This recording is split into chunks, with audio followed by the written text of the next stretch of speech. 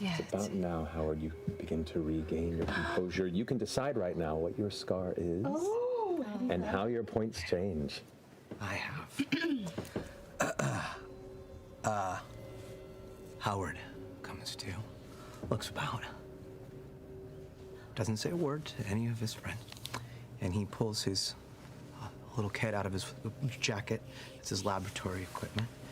He just sits it on his lap, and he removes a scalpel, and he removes his hat, and he makes a small incision in the top of his own head, about 3 inches or so wide. Parts it with his fingers, sets it back down. He pulls out a small hand saw with a crank, like a drill. It's got a circular drill bit in it.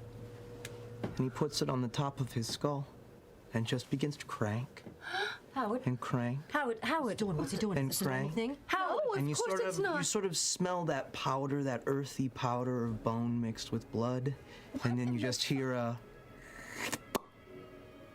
and a tiny piece of his skull comes out, and he puts it inside of his surgery equipment, blinks his eye, squeezes his skin back together. It's bleeding pretty good. Puts his hat back on and says,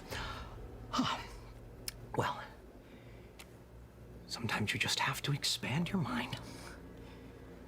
And then he's gonna lose some focus for inspect and analysis, and get his first ever point into sense, which is attune, channel, and reveal. And he just gave himself his own hand pan in his skull.